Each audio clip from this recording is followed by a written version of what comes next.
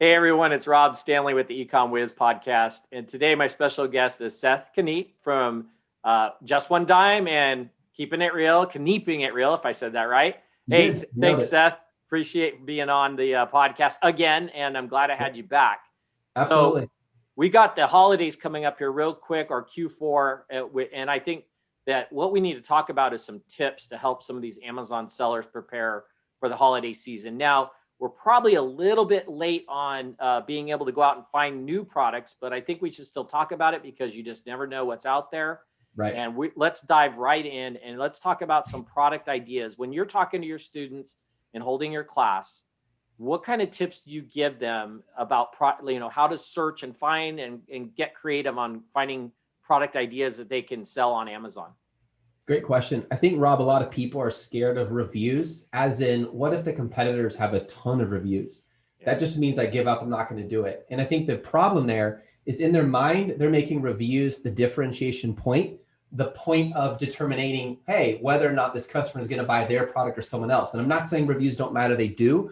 But one term we've been using a lot more recently, we didn't use this in the past, is ease of entry. We kind of stole it from Amazow. They actually, the first time I saw the term was from them. But here's what we do.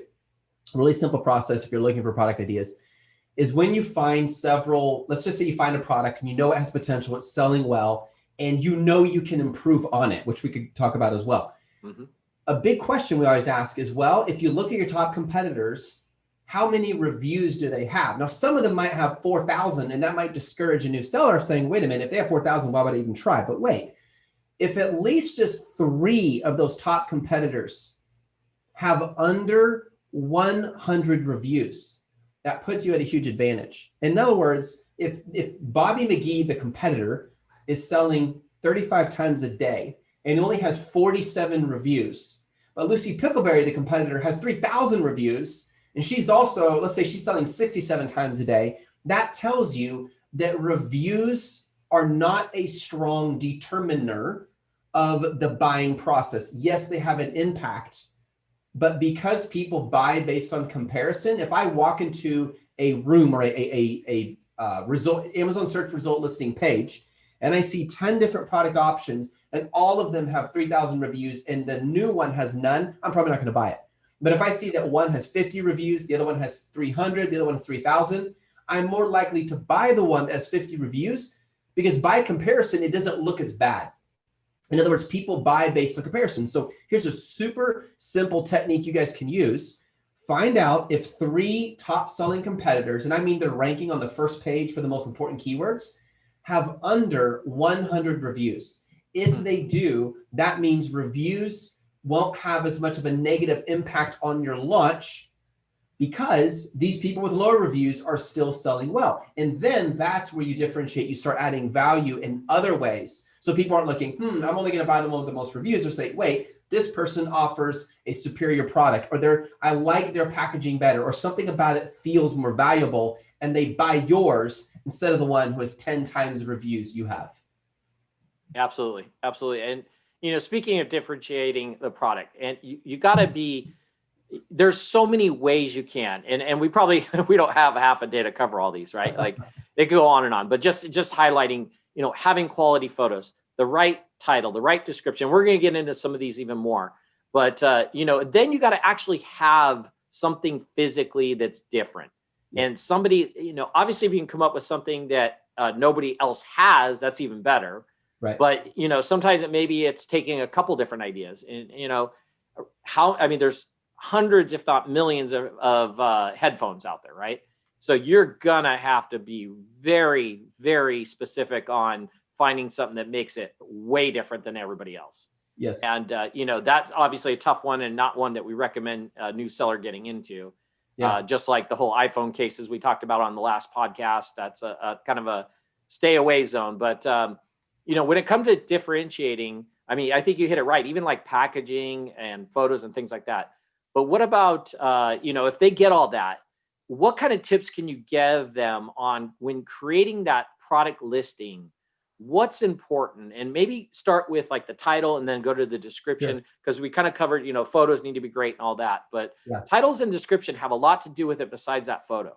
Yeah, absolutely. So I think one thing that's important to remember is the perceived value matters as much as the real value. And I've run into a lot of Amazon sellers where they're like, yeah, but Seth, the product has to be great quality. And my response is, no one ever leaves you a critical review because your product was low quality. They leave you a critical review because expectations were not met. And they leave you a great review because you paid them. And I'm joking.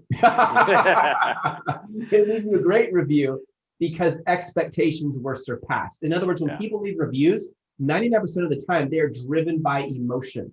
So to answer your question directly, everything on your listing is perceived value. Obviously, that photo has no real value. You're not going to take the photo and sell it. You're not going to take the photo and use it. It's just a photo, the copy of the same thing. So understanding that it's all perception. It's all about perception when it comes to the listing itself. So the first thing I would say is you need an amazing photo. And some products, speaking of headphones, do really, really good if you do 3D imaging, like a 3D model. Yeah. They actually look better sometimes than real photos, or at least your main photo could use that. And then the following photos are lifestyle, etc. That's one thing.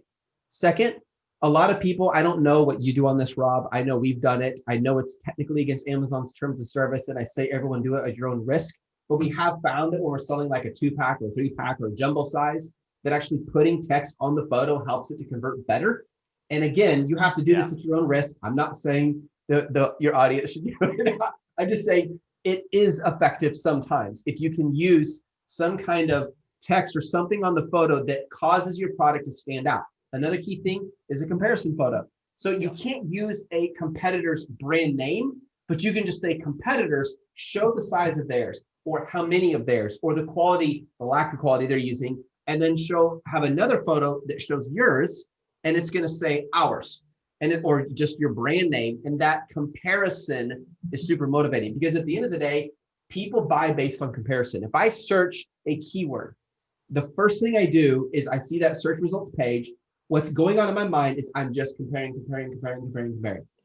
Your product has to look the best. It has to show me the most value from a perceived level and an emotional, visceral level to make me want to click on it. Once I click on it, I'm out of the comparison stage now, assuming I'm going to buy. Now I'm just looking at your listing. And now this goes directly to what you asked. Your title would begin with the most important keyword. The way I like to do it, Rob, is the first 75%, typically 80 character spaces of that title are keywords, the most important keywords. And how do we determine importance? Based on relevance. The more relevant it is, the better it's convert. The remaining 25% of that title is not necessarily a keyword. It may not even be ranking, but it's for conversion. So for example, let's just use the example of a 12-pack.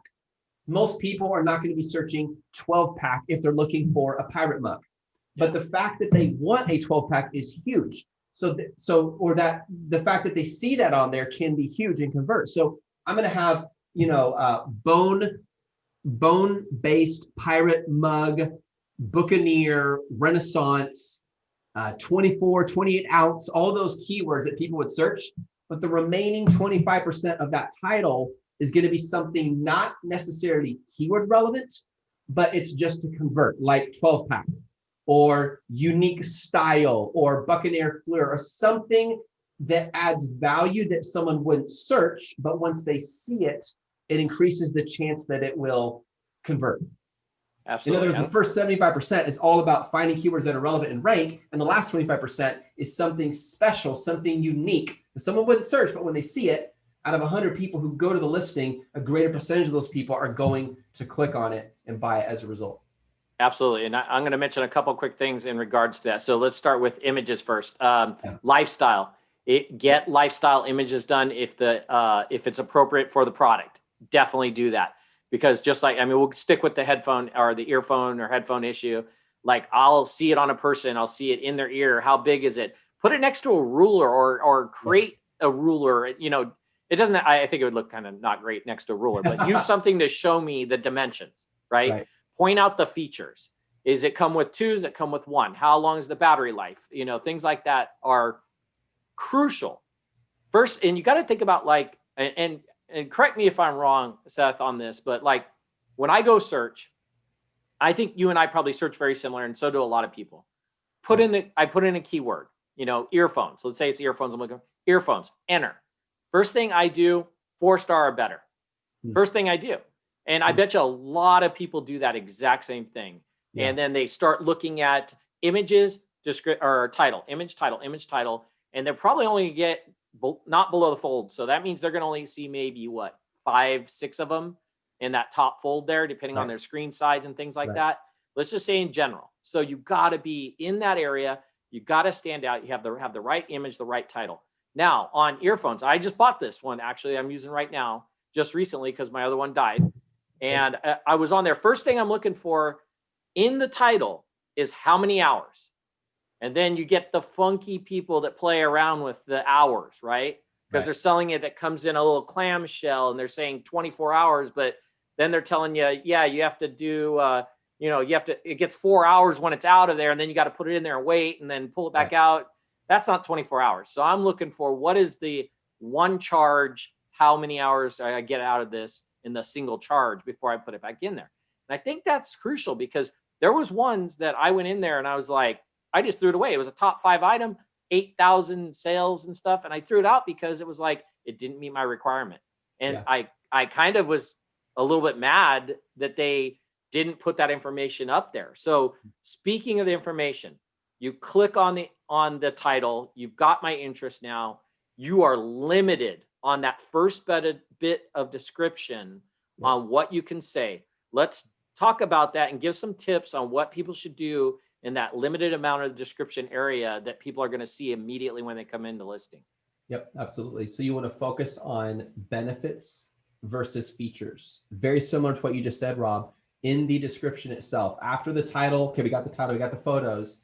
It needs to, each bullet point needs to focus. Well, actually, if you don't mind, I'm going to start with the bullet points first. Go for it. Yep. It's got to start with the benefit first in the first half. Then the second half, the scientific proof behind it. So again, to use the headphones as an example, if these headphones are wireless, they're going to last, whatever many hours. These last for 100 hours without a charge. First, you say that. Then the second part, you explain the technical aspects, the specifications. Well, this is a special ion battery, blah, blah, blah, blah, blah. That's scientific proof. And what it does is it appeals to two sides of the human brain. If the beginning shows the benefit, that's emotional. What can I get out of this? How can I benefit from this product? But the second half of the bullet point is talking about the technical specifications. Now that's the proof. That's the proof behind it. And so for people who are looking for scientific proof, people who are more analytical or critical, that's going to mean a lot to them. So what you've done is in one bullet point, you just nailed 2 really important customer types, and everyone is a combination of the 2 to be realistic. And that's what you do. And so second, start with the most important bullet point. How do you know? Based on what people are searching. With brand analytics, you can actually see not exact customer search volume for keywords, but you can see if it's high, medium, or low. You can also see using tools like Keyword Tool Dominator with the autocomplete, where it'll show you what are the most common keywords they're searching. So those keywords need to go in the bullet points. They don't have to be repeated unless it's natural to, but it needs to be, in other words, if Bobby McGee is already interested in buying headphones that last for 100 hours on a single charge, well, that's really, really important that we mention that in there and mention the most important at the beginning. The final and last bullet point, ideally, is going to say something about who you are as a customer. As a company. Now, I know it's become so cliche now, Rob. It's become so typical that everyone says 100% satisfaction guarantee, blah, blah, blah. It's almost like it's invisible now. However, that hasn't changed our philosophy. We still use the final bullet point. 6 bullet points for clothing, 5 for other most regular products. Because for the clothing, we'll take with the actual product type and we use it as its own bullet point, which is kind of cool. Like if they're asking what fabric it is. We still use it to talk about us as a company, but what we do different is we say something in a unique way that stands out. So for example, if I look at all the top 10 competitors and all of them say 100% satisfaction guaranteed, returns, blah, blah, blah. Okay, great. That's fine. We're going to say that, but we're going to say it even better because you matter. And we are building this for you and your experience. Boom. Something like that where we try to personalize it at a level that our competitors don't think about. Even that bullet point matters. And then finally, to move on to the description, now you have even more room to elaborate. One of my favorite things to do in the description is I like a bullet point list of all the benefits, a bullet point list of all the specifications, and then any other relevant data. If you've done your product research right, you're going to have more content to put in there than you have room for. If you've done your research right and you understand the differentiation and the keywords and all that, all you have to do literally is take a list of your top, let's just say 35 keywords. Every keyword could represent a sentence. I'm not saying that means it needs to be one, but that's ask the simple question. Okay, why did people search long life battery? Because they want to be able to play these headphones when they are out watching the ball game. A lot of people that go to ball games listen to headphones. I don't understand it, Rob. Does it make sense to me? But some people do.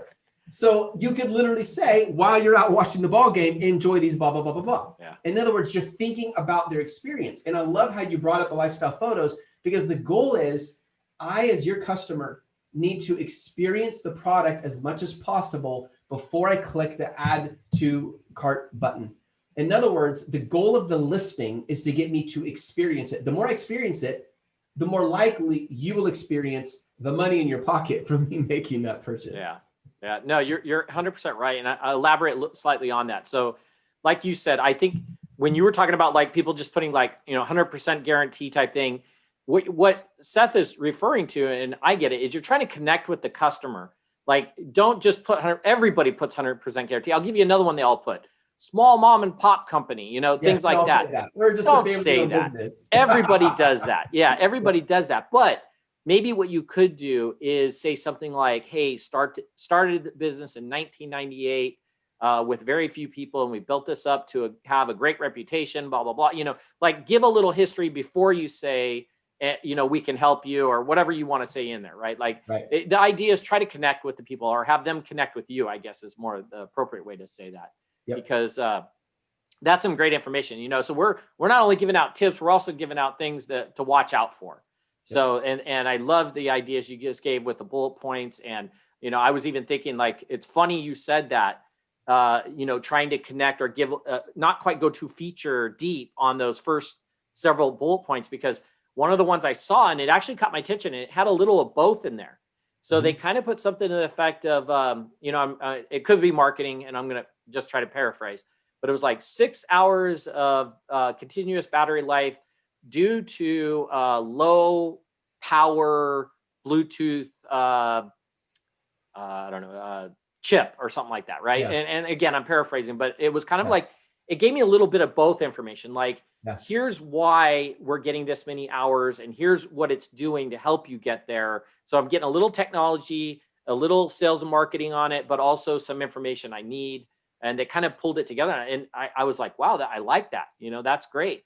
Now I know why, maybe when I'm comparing it against another one, why doesn't this say low power Bluetooth chip to give me 6 hours? What's weird about it, or what's different? Now, all of a sudden I'm questioning the competitor one on why it's not the same, or why is it better? And so there's definitely ways to do that. And I love the examples you gave on that. So we're going to jump more into, again, we're talking with Seth about tips for the Q4 holiday season coming up here. And another thing I want to definitely dive into is suppliers. Okay, so we gave a lot of information on the Amazon page. Let's give some tips on working with suppliers. I think this information could be vital, even if you're not coming into Q4, you're always having to deal with suppliers. Right. I told Seth this on the last podcast. I've personally been in over 100 factories myself when I was running my Amazon business. You learn a lot from that. And we're not saying everybody needs to fly over there, especially not right now. But what tips do you guys give out when you're giving your course on dealing with suppliers, things to look out for? And I know this can go long, so go with some of just the top ones and highlight them. Absolutely. And really great. I just want to say, so we are planning on flying to China in the spring. If you were to go over there right now, they will put you in a hotel for 2 weeks, and every day they will stick a swab deep up into your nose, feels like it's in your brain, to test you for COVID-19. And then after those 14 days of paying for those hotel expenses, then you're released to go out and about in China. So just saying, now's not a good time. I just had to share that. Yeah, no thanks. But so for suppliers, I find it super interesting that WeChat is going to be discontinued, and I'm bummed about it, because not only is it my preferred platform for communicating with suppliers, but it's also the one I use for communicating with my wife, which is kind of funny. Like, if we're not in the same place, so we use WeChat to communicate. WeChat within the next 6 months will probably be dysfunctional, or at least very limited, because they're no longer going to add updates. And the reason I'm sharing that is that's one of the key ways we get suppliers on the phone and ask them a simple question: do you sell on Amazon? Second, are you willing to sign an agreement signed by or written by a Chinese lawyer. And I think this has become more and more important. Wow. And again, we don't have to use WeChat. You can use WhatsApp. More suppliers are being familiar with it. But if you get them on video chat, the chances of them lying to you is so much less. And you can even say something like, I'm going to find out either way. I just need to know. Yeah. We just had one of our students, sad story, but how he's handling it is really cool. He launches his product. He's doing extremely well. And it turns out his supplier is selling the same product on Amazon. And so I went back and I said, did you get the end-to-end agreement? And he said, I did not. And I said, if you had done that, it could make all the difference in the world, because if you have a Chinese lawyer, they're not hard to find. The cost for them is way lower than American lawyers, and they understand end-to-end agreements extremely well. The chances of them doing that is much less because they understand a Chinese lawyer has jurisdiction in the same country where the supplier lives. Yeah. And so having them sign that, I think, Rob, has become more and more important in the last 3 years, 2 years. I mean, Amazon time is funny. 2 days go by and it's like 2 years in the real world. You know, like things move so quickly. It's incredible. So Absolutely. Getting an end-to-end agreement is super important. Having the upfront conversation is super important. People are super scared of, well, what if my supplier is a trading company? The truth is probably at least half, if not more, are a trading company at some level. And what I mean by that is Absolutely. They have a factory, but if you say, hey, I want you to produce this mug, oh, but I also want a coaster for it, they don't have the manufacturing equipment to make a coaster out of cork, but they do have the manufacturing ability to make the mug out of plastic or new bone china or ceramic or whatever it is. So they're going to outsource that to another supplier. So don't be afraid of that. The only issue, Rob, I would tell people is make sure that they're honest with you. And sometimes we make it difficult without knowing it. We make it difficult for suppliers to be honest by saying, I need to know you're not a trading company. I need to know that you're not selling Amazon. And of course, they're going to say, I'm not a trading company. I'm not selling Amazon, because they want the sale. Yeah. It's better to say, look, I know some suppliers sell on Amazon. I know sometimes you do trading company work.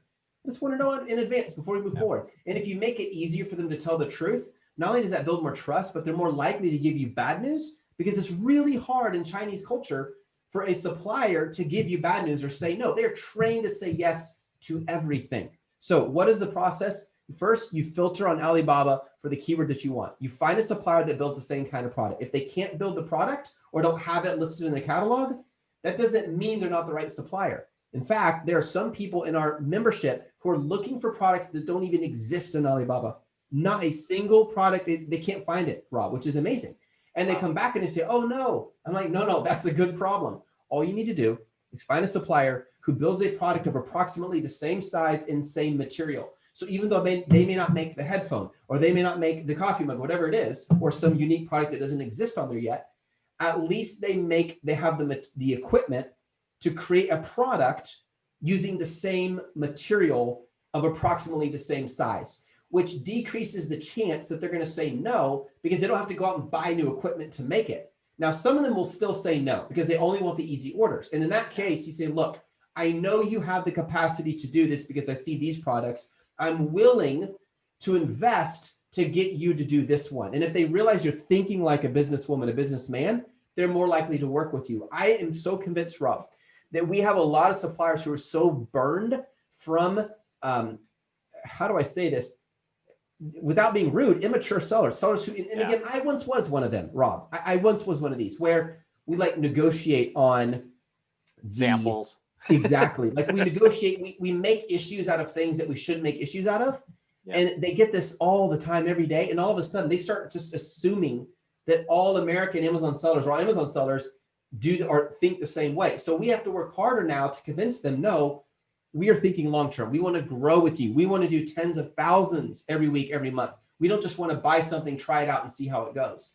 Absolutely. So it's worth it to take the time to build that long-term relationship and ask those questions. And one more tip, be super specific when you say, here's what I want you to do. Be specific, because if you just tell them I want the color black, well, is that dark black? Is it light black? Is it gray? Yeah. Is it, there's so many, I want it to be, about 2 inches tall. They need to be specific. I want it to be 2.2 centimeters. And they usually do centimeters, not inches anyways. So be specific. The more specific you are, the more they respect you, and the less likely they are to produce an inferior product. One last tip, always get a product inspection. I have not done it on every single batch, but for the vast majority of our products, even on the new batches, we still get a product inspection. We have product inspection companies we use that are super easy to use. And because we give them a lot of business, they give us very low prices where they will go in and they will check the product. We also have sourcing staff in EU China that do this as well. When it gets shipped to the warehouse, they will do this as well. And they'll check every 4 or 5 to understand, is this the right kind of product? Because all it takes is one time they produce that product more cheaply to save themselves money. You have it shipped to Amazon FBA, and in 2 weeks, all of a sudden you're getting all these returns and you're wondering what's going on. And all these red flags are coming up in Seller Central and you're going, oh my goodness, this is crazy. And you realize Amazon's about to close the listing, maybe your account. It is worth getting a product inspection, in my opinion, with a few rare exceptions. Yeah, absolutely. Take a breath there and let me cover a couple of things. So first of all, just so I understood, NNN, like 3 N's, is that what it is? Right. Yeah. That's basically like a non-compete over there. Yeah, it is a non-compete, but if you compare it to the American version, which is NDA, it is much, much, much better, and it's far more in depth. I mean, I don't remember the acronym. I can Google it really quick. But what it does is it stands, I can tell you almost in 3 seconds here, Rob. That's fine. It stands for, it's still pulling out. I'll just tell you in general, it protects you from the supplier selling your product to a competitor. It means you own the mold. Most NN agreements, if there's a mold involved, you own it. So I'm paying $2,000 for that mold. Well, I own it. They don't own it. That way they can't use it to sell my product to other suppliers or to produce a product from my mold that I paid for and sell it themselves. See what I mean? Absolutely. And then here, because when I sold my business, it was like 3 years ago, and I love this idea of the NNN, but also I'm trying to think about, okay, where would I go to find a Chinese lawyer? What advice can you give on that to help everybody on, now that I know about this NNN, I want to go like put some of these in place or try to take advantage of that. How do I find these Chinese lawyers? 2 ways. One, I'm happy to hand off the information, our Chinese lawyers that we use, to anyone. If they just send me an email, seth@justonedime.com, SETH@justonedime.com, I'm happy to share that. We don't bring them full-time business at all. It's like once every month or every quarter, boom, we have a next one. Can you sign this for me? So we have 2 full-time sourcing agents in China. They went out and vetted a bunch of different Chinese lawyers. And what we found is a lot of Chinese lawyers are happy to give you business, but they're not a specialist in what they call IP, intellectual property, and they have a different term in Chinese for that. So we had to narrow it down to a specialist who's really, really good at that. So if you want to find them yourself, you can Google it. Just make sure you have someone who can ask all the questions. And here's a thought too. I noticed that a lot of lawyers who are in China who speak English will charge a lot more. It's almost like you're paying the price for the fact that they speak great English because they know we're used to paying more in the US. The way we did it is we had our sourcing agents find them for us, and they speak a little English, but they're not used to working with Americans. That gave us an advantage. So they're charging us Chinese market prices for an American for protecting our products with our suppliers. But I'm happy to just give that out. I can send it to you as well, Rob, if you want. Yeah, no, that's great information. And just to kind of make a point on the trading companies. I've dealt with trading companies. We've started with trading companies, moved over to factories. They're fine. As long as they were upfront to us, we didn't mind dealing with them. In fact, there was times that we just couldn't find the factory for certain things, but yet they could get a hold of it. And then, it's actually not bad to have a trading company that you have worked with and respect, and they're honest with you in your back pocket, because if you can't find it on Alibaba, or you need a secondary item, like we were talking about the coaster to go with it, and maybe the factory's like, well, I'll get you a quote. We'll go to your trading company and have them get a quote and just make sure they're the same. Because realistically, the trading company will organize that coaster to get it to the factory to package it with it if it's going with it anyways. Yeah. And then I think they can, go ahead. Just real quick, I just want to add something. I think that's such a great point, because what you're really demonstrating is you are showing that you value the asset of not just money, but also time. They're saving you time. You might even pay a little more. There's this mentality like, oh, trading company, bad, evil, they're upcharging. Well, that's their job. That's what they're paid to do. Sometimes it can work to your advantage if it saves you on some of the logistical costs and the administrative work necessary to get all those details taken care of. I'd much rather work with one person who can manage all of that for me. Absolutely. And I mean, if I don't remember, probably it's been a couple of years since the last trade show I was at, but at the trade shows, I remember several years back, you could see trading company. Now they started hiding it in the Chinese name, and then in the US name, it doesn't say trading company anymore. And I would rather work with a company that's upfront. I mean, that's the best way. If they tell me they're a trading company, great. I don't care. Give me the quote, and if it works, it works. It doesn't. Rob, I would rather work with a trading company that's upfront than a factory that's not. And I've found some situations where that is the case. We had a factory that was out, they're not a trading company, but they were outsourcing a part of the production. And I had asked them at the beginning, tell me, and they didn't. I later found out because I noticed we were wiring money to different banks for different parts of the process. They weren't like a scam, they weren't cheating us, but they just weren't transparent about it. And that really concerned me. So 100%, if they're upfront, and again, I think when we're vetting suppliers, what we're really vetting is not just the quality of can they build this right? We're vetting them. Like, are they the kind of person, is this the kind of person I would become a business partner with? Because so much of your income depends on what that supplier does. They have a huge impact on my life. Therefore, I want to pick the right business partner. Absolutely. And if you get some of the factories have salespeople in there, right? And you get the right salesperson in there that understands and works with you and you've done a lot, they'll help you also. So I've got a quick scenario that we were doing like plastic injection molding type stuff. And we were getting great product from them, selling it great. And the salesperson comes back and says, hey, I think I can get this to you a little bit cheaper from their factory. And we're like, okay, what's the difference? Like, what is going to be different? Why is it now cheaper all of a sudden? Come to find out, they were very upfront and they just said, well, we could get recycled plastic versus brand new plastic for the injection molding. So what we did is we turned around and said, okay, why don't we do this? For this particular order, we don't have enough time to deal with, quality and all that stuff. Go with the original stuff, but can you do a small run? We'll pay for it of, 25 or 50 with this other recycled plastic so we can do a comparison. And we paid for it and they threw it in the shipment. So really it was, didn't cost us, I don't think it really cost us anything other than the shipment coming in and the small amount for the product, but it allowed us to. I can't help but wonder, Rob, that the fact that it's recycled is now it's recycled. Okay, that's interesting. That's a marketable opportunity as well. So with them saving you money, you might even make more money, not just for the fact that it lowered your costs, but it's recyclable, which is very attractive to certain product categories. Absolutely. And as long as you can get the same quality, and I can't go into detail on a couple other products that we had that had recycled stuff, but I can tell you the fact is that you would not know or care, but you're right. It probably would be a good marketing thing now that, hey, we're saving this many plastic bottles and we're doing that because that's what a lot of it does over there. All right. Not to go too deep into that. That was some great information. Let's talk about, and I don't mean to jump back, but let's go back to the Amazon listing and specifically one of the biggest things I see on YouTube, on, any of our videos, your video, my video, anybody wants to be on the podcast, Amazon PPC.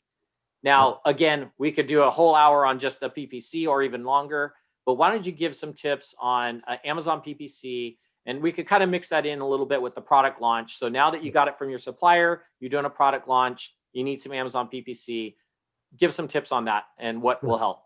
Absolutely. So I'll keep this very succinct and brief, I promise. So first of all, view PPC as a keyword hunter, not just a product promoter. In other words, your PPC campaign is not just to get your products in front of the eyes of buyers, but it's also to find new products for you. One of the ways you can do that is all of your best converting keywords from your campaign, from your manual campaign. You're going to take those and put them as negative exact match in your automatic campaign. So it forces your automatic campaign to find you new keywords. Then some of those new keywords you end up putting in your manual campaign because they convert really well, but you want to have a little more control over them than the automatic campaign provides. That's just one tip. Second, I always prefer to go with long tail, broad match, short tail, exact match, medium tail, there is such a word. And by medium, I mean around 2 to 3 words, phrase match. And the reason for that is if I have a very long tail keyword, such as, I'll use the coffee mug example again, or in this case, a black tea mug. If it is a Renaissance black bone handle mug, that's a long tail keyword. It's more than 3 keywords. Even 3 would by many be considered long tail. The chances of me wasting money, because that's the danger in the broad match keyword, is a lot of people can search for something that's not relevant directly. And so when they click on it, that costs you that pay per click, and it costs you money, and your advertising cost still goes up. By using a long tail keyword in your broad match, the chances of someone searching something that's not relevant is reduced greatly. Why is that? Well, because you have so many keywords in here that any version of that, switching out a few words, switching the order, which broad match allows you to do, it's very unlikely to be a non-relevant product. However, when you move down to exact match, the reason that can get expensive is, as a general rule, exact match costs more. But therefore, because you already know the keywords that are converting really well that you want, you put those into exact match. But you don't want people to be able to search something different than that. Like, for example, if it's just coffee mug, what about tea mug? That's a different product. What about, I'm trying to think of another mug. Like there's so many different words that could come out of the word, or just a coffee coaster. Yeah. That's not relevant. Coffee beans, that's not relevant. If that was in broad match, I might be paying money for people clicking, thinking or hoping somehow that they're going to get coffee beans or coffee coasters, but not a coffee mug. Well, with exact match, it protects you from that because your listing only comes up when they search those exact words. One more tip. Don't be afraid to be aggressive. I've seen people online go against this. I've seen people go for this. And there's a reason I've always been a believer, Rob, in being aggressive in PPC. If you built your product listing correct, if you understand your keywords, if you reduce the number of keywords you're using, a lot of people, they're going for 50, 60, 70 keywords. I think that's crazy. I don't think there should be more than 30 to 40 keywords per listing. And the reason for that is I prefer more of a sniper approach. I know the keywords that I want to rank for. And if I'm starting to put in too many, it's harder to rank on a lot of keywords than it is on a for few fact, for new Amazon sellers, this might sound crazy. A lot of times, 80% of your sales are going to come from 10% of your keywords, even if you're only using 30 to 40 keywords. But be aggressive at the beginning so that the PPC campaign will collect more data. It'll show you, oh, when people search this term and my listing comes up, an impression, they don't click on it. Why is that? Oh, but when they search this term and my listing comes up, they do click on it. Oh, that's good. And that one's actually getting me sales. So now you know to bid higher on that keyword and either bid lower on the other keyword, or I need to optimize my listing. In other words, that data is so precious. And I have a lot of people saying, but Seth, what about Facebook ads? What about Instagram? Now, what about TikTok? Yes, you can do that. And we actually even teach that in our membership. Not TikTok, by the way, just for the record. Facebook. TikTok someday. Yeah. My point is, you already have an advertising platform where people, 98% of the time they search something on Amazon, they're there to buy, not there to just look around or research. So why not use that platform? Yeah, but PPC, it's costing, an arm and a leg and an organ and a house and a dog and a wife and a car. Okay, that's probably because something needs to be done differently. There are ways to reduce those costs. So we could go into that. But what I just shared with you, Rob, I would say are the most important principles for succeeding at a PPC campaign. And the most common questions we get are related to those. Yeah, I just to describe, you just basically talked about keyword research for the following: Amazon, Google AdWords, and YouTube. That the same approach you just took works in all those areas. You're right. How do you think I come up with titles? When I come up with titles for my YouTube videos, I end up actually start typing it in, and I'll give everybody a real example. When I put this video up, I type in Seth's name, and then I hit enter, or I hit spacebar, and I start seeing what drops down for Seth's name. There's my keywords. There's my keyword for the title, keyword for the description, keywords for YouTube specifically. You do that same thing on Google. You do that same thing on Amazon. That's almost across the board now, that this is keyword research 101 that Seth just did. In fact, there's a title for your new class, Keyword Research 101. There you go. Right. And don't even say Amazon, because it almost applies to all the platforms now. So that's great. That is absolutely great. And what you just shared, Rob, you know what's so cool about it? You literally just shared one of the most important principles of marketing. And it's more simple than people realize. You simply asked, what are people searching? Okay, I'm going to provide content relevant to that. Well, that's exactly what we're doing in Amazon. What are people searching? I'm going to provide products relevant to that. In other words, serving people, providing value results in you growing your business. Absolutely. And by the way, the results for your name, the first thing that comes up is Seth Kniep Amazon. Cool. That's on YouTube. On YouTube. So don't worry. I believe it. You might want to add that to all your videos also.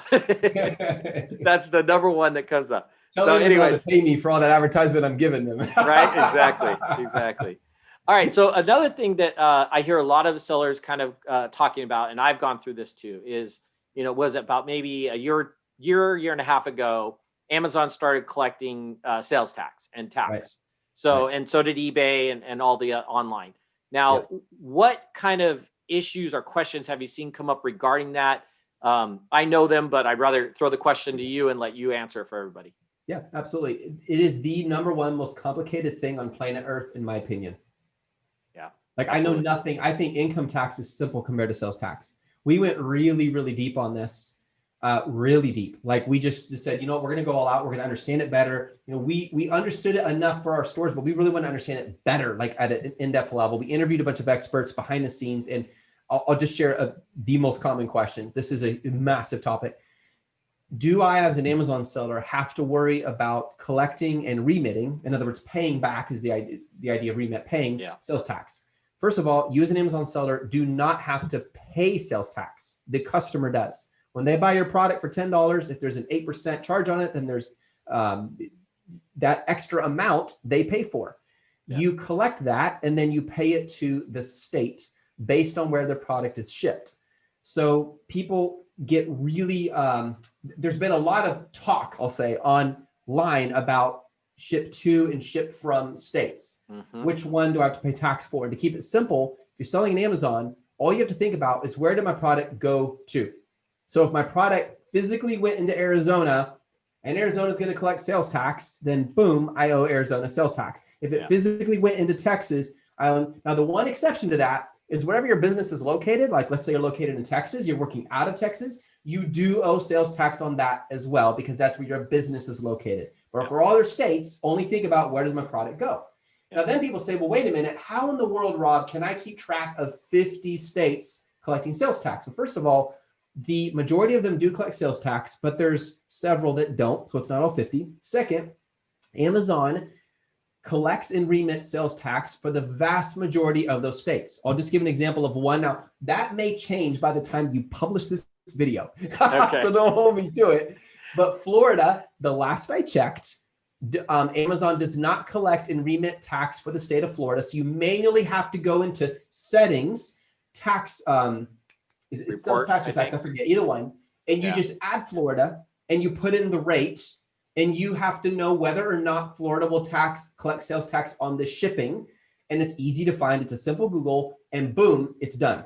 Yeah. Now, then comes so let me just back up a minute. The vast majority of the states, you don't even have to worry about. Amazon collects it and remits it for you. And I'm not going to say this I'm not a CPA, I'm not a lawyer, but I will say what I do know based on what I have read and learned.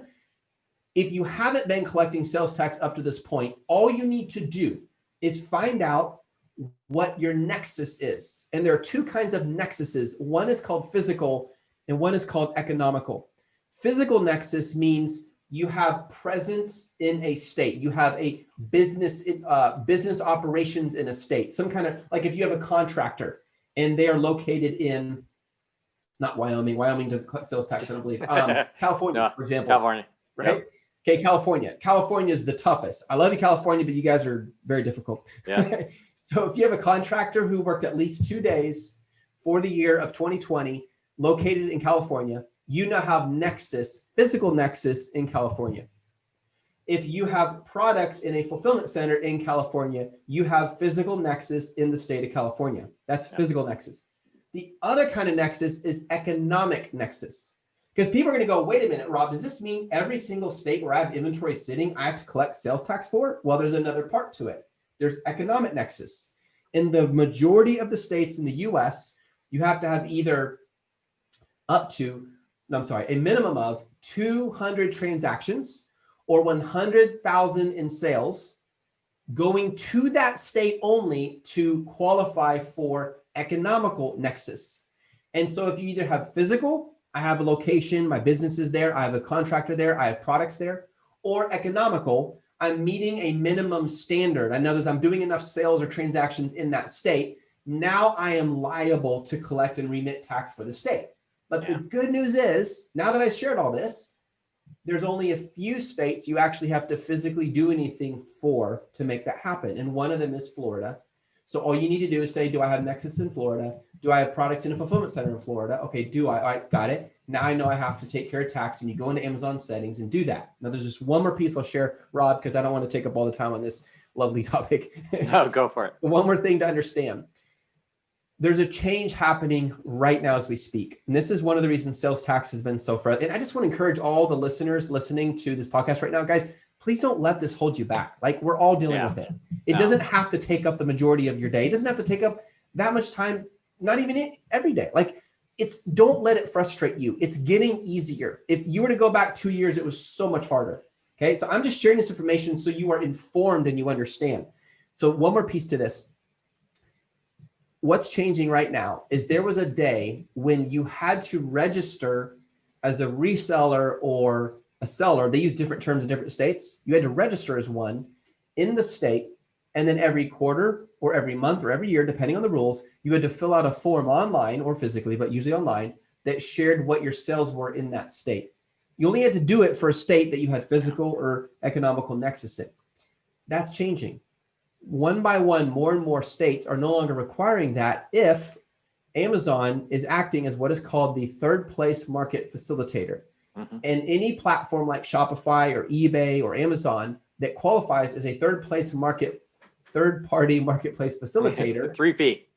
There you go, 3P. They take care of the taxes for you, which means you don't have to do anything, which is really cool. Like, they're literally doing everything for you. So right now, there's a few leftover states that either Amazon doesn't, and I can't remember them off the top of my head, Rob. I just remember one of them is Florida, that Amazon doesn't collect and remit taxes for. And there is a growing number of states who are no longer requiring you to file for sales tax. It's changing for the better. It's getting easier and easier.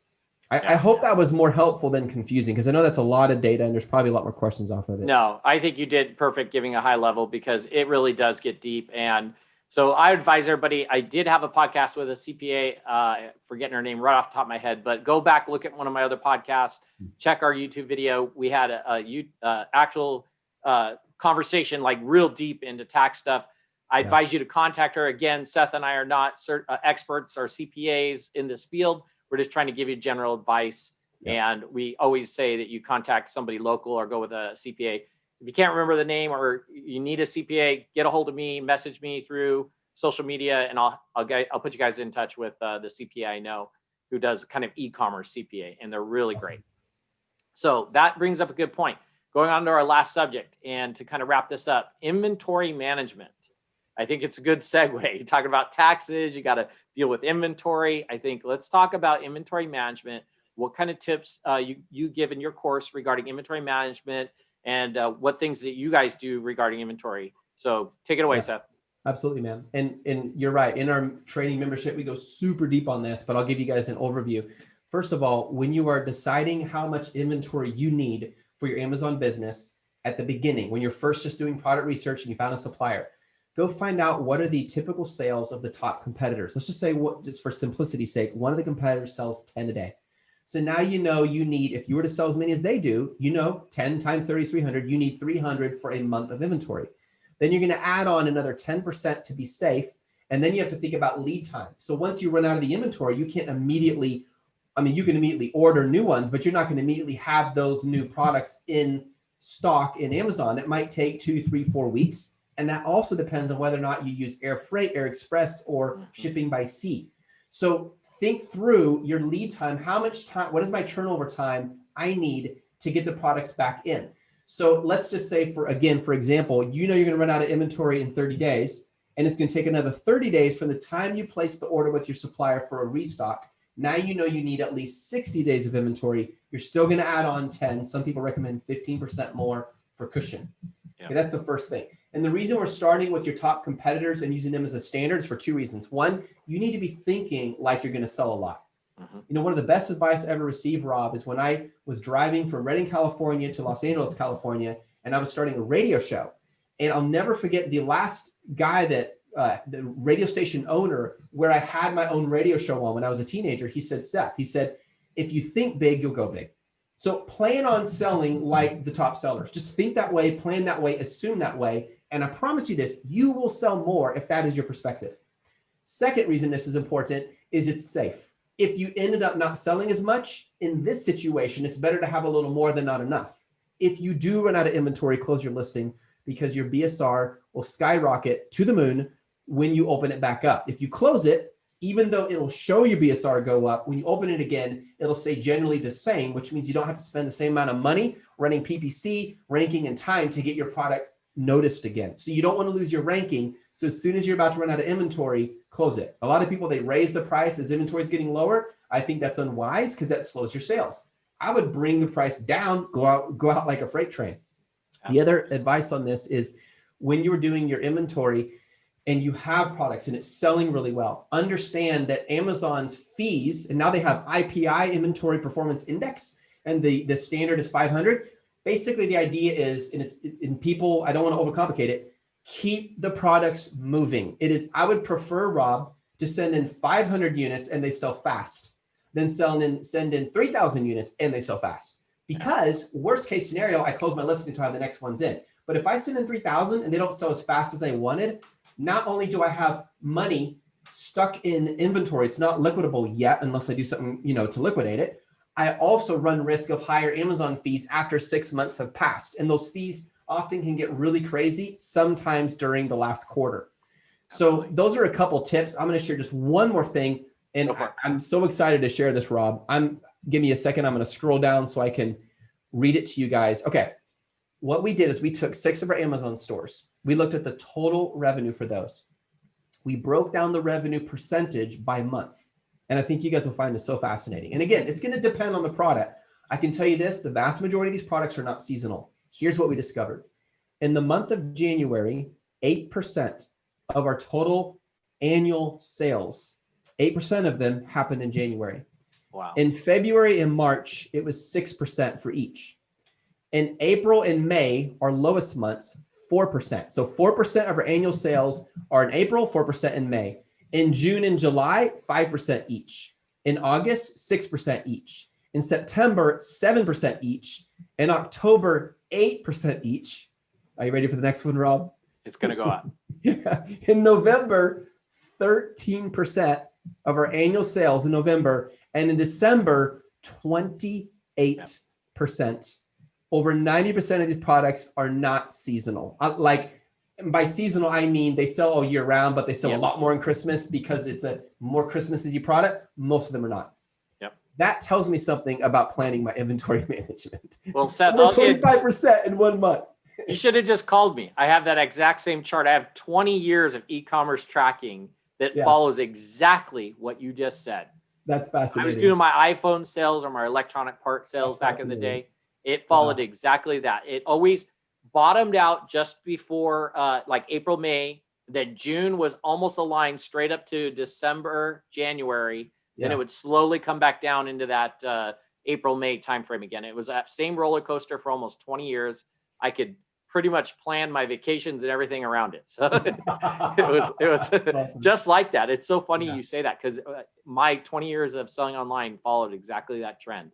That's incredible. And I think that's, obviously something everybody should definitely pay attention to.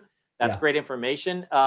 So before I end up closing this out, anybody who's listening, if you want to know more about Seth, go to our other podcast we did, find out about why he left Apple Computer, find out how he started with one dime, built it up to an amazing business, and all about the, we've been covering some of his Just One Dime courses right now, but there's definitely more over there. I wanted to spend more time on tips on this podcast with Seth. That's why I had him back on for a second time, because I felt like on the last podcast, we kind of ended up I wanted people to know more about you on, that listen to my podcast. And this time I wanted to just go straight tips and straight information. And man, you absolutely came through, Seth, for sure. Great information. I appreciate so much you being on the Ecom Wiz podcast. Once again, why don't you tell everybody, it's justonedime.com, if I'm not mistaken. There's a course there. And you want to hear something cool? Rob? Yeah. We just we now own jod.com. It's not up yet, but within the next few days, jod.com is ours. Nice. Which was a big deal for us because back in the day, we're like, oh, we can't do that. Well, thank you, God, for Amazon. Well, that's great. Okay, so either justonedime.com or hopefully jod.com. Yep. And check out Seth's videos on YouTube. Just look up Just One Dime over there. And thanks again, Seth, for being on. I really appreciate you coming on and sharing all these great tips with us on the Ecom Wiz podcast. Please subscribe to our YouTube channel. And for more information, please visit feedbackwiz.com.